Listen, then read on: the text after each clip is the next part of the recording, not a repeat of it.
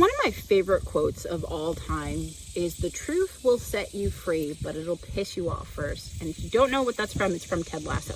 But I want to talk about something similar to that. We're all doing manifestation wrong. There, I said it. And the reason I'm saying we're all doing manifestation wrong is because we're trying to learn how to manifest. Bear with me, because this gets juicy, right? So manifestation is the practice of putting out into the universe what you want to receive.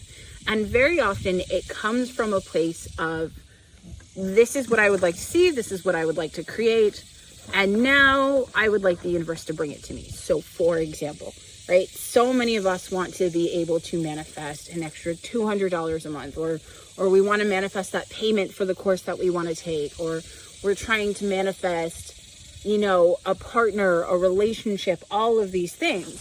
And so what we do is we hop on YouTube, we hop on TikTok, we hop on Instagram, we hop on any other place, and we start looking at, how do I manifest? Or when we're scrolling through all of our social media and we see a video pop up about a manifestation ritual, we save it for later and we come back to it.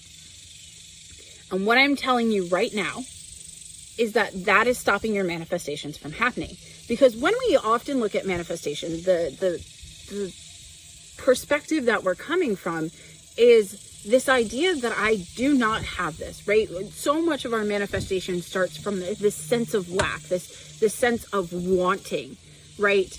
And so when we try to manifest from that position, one, we're in a shit energy to receive, because all we're focused on is what we don't have. We're not focused on the energy that it would take to be in flow with having that. Now, there are so many manifestation coaches out there that will tell you that you already have to have the energy of having that particular thing.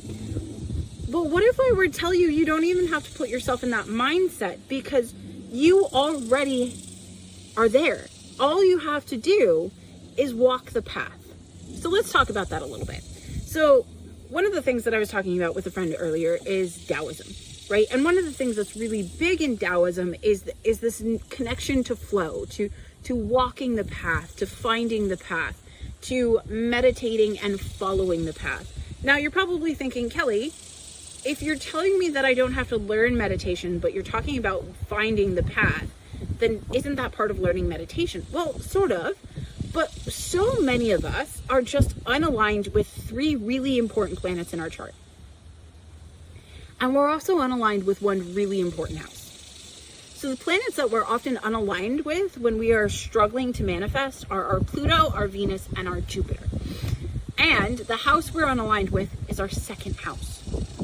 And so you're probably looking at me and saying, okay, Kelly, what does manifestation have to do with all of that? Well, our second house is our house of wealth, finances, and receiving money. But it's also our house of senses, of self-worth, of self-compassion, of self-understanding, of material like safety and security.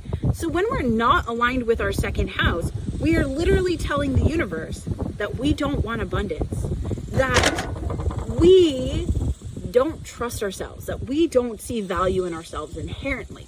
So one of the things that we start to look at when we start looking at coaching and healing our second house is, what is my opinion of myself? How do I feel about me? And we're going to find keys to that in the house ruler, right? So my second house is in Scorpio, which means that I'm going to have a lot of work and value around what I think of as transformation, right? I tend to get really down on myself when I'm feeling stagnant and stuck and like I'm not making that forward momentum. So for me, my self-worth is very much tied to this constant kind of quest for self-improvement.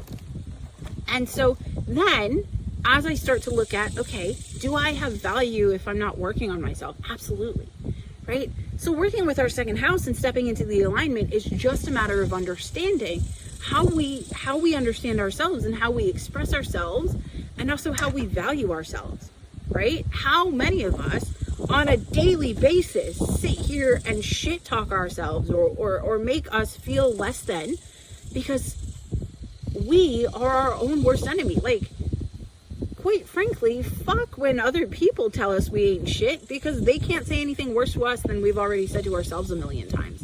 And so to step back into our alignment with our second house, we've really got to look at our self-talk, our understanding of self, and even how we perceive ourselves as having value, right?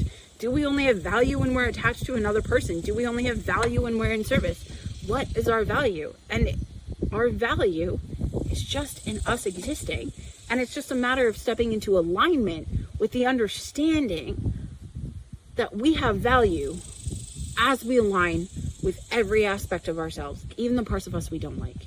Because parts of us that we don't like also have meaning and balance, and they're all part of the human experience. So the moment we start cutting ourselves off from who we are just because we feel like we're goofed up or we're not good enough or anything like that, we've already disconnected from our second house and from the energy of manifestation.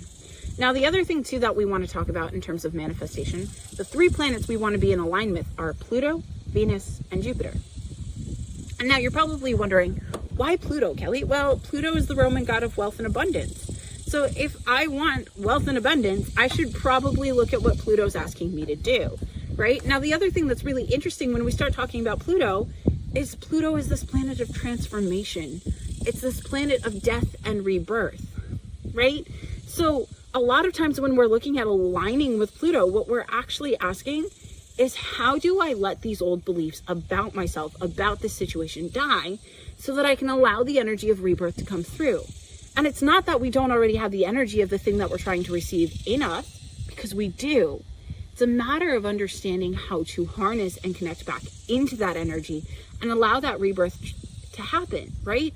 So many of us have things that we want in our lives, but if we're sticking in the same spot over and over again, if we're sticking with the same beliefs, the same actions, the same thoughts, the same relationships, how do we bring something new in? Because we've already told the universe that, you know what, I don't want to align with transformation. I want to stay right here because it's comfortable and I know it.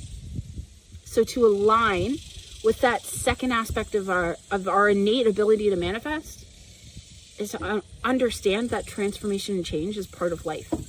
So we need to understand that we have value as we change and grow, that changing and growing is hella important to us. And the last 2 planets are Venus and Jupiter. Venus is typically associated with love, aesthetics, and attraction. Let's emphasize that last one a little bit. Attraction. So if we're sitting here trying to manifest and we're not aligned with our Venus and our Venus sign, are we going to attract anything? Fuck no, right?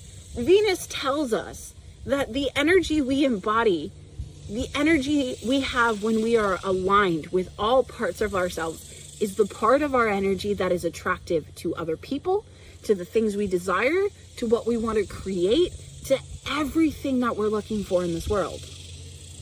So in order to understand Venus, we need to attach from this idea that, love is something that we experience with other people, right? It comes back to that second house, right? We have to give ourselves that love. We have to understand that transforming and showing ourselves compassion through that transformation keeps us in alignment with the energy of exchange that naturally flows in the universe, right? If you think about it and you're constantly manifesting shit or shitty people, you're still manifesting because that's innately part of you. You innately bring in energy.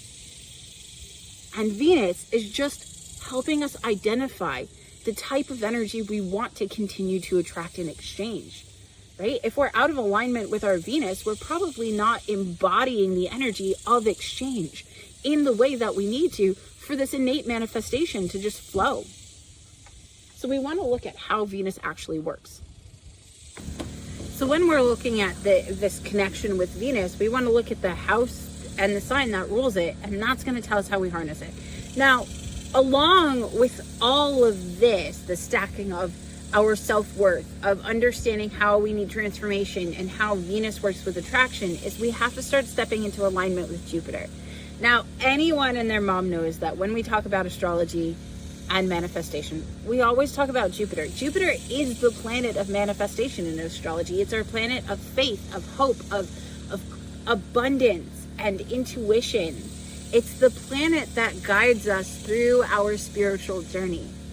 And so when we start connecting with alignment with Jupiter, what we're actually connecting with is the understanding and the trust of the universe. So if we are out of alignment with Jupiter, if we are out of alignment with that hope and trust in our intuition, in our understanding of creation, in our understanding of abundance and expansion, then we sure as shit are not going to get to where we want to be.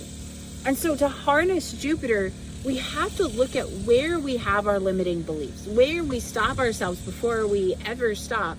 And if we think about who Jupiter was as a god, he's the Roman version of Zeus. That motherfucker has confidence out the ass. So we've got to embody that particular brand of just charismatic, just trust in ourselves and know that we are going to attract whatever it is we desire. We just have to have faith. And so when I see people coaching manifestation and teaching us how to do what is innately part of us, we start intellectualize everything. We start to try and parse it all out.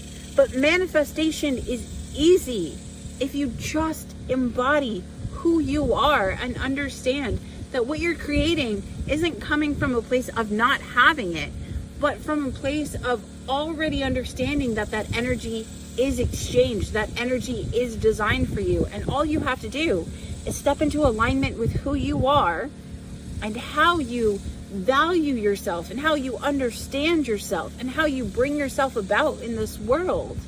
Once you understand that, you don't have to think about manifesting. It'll just come to you.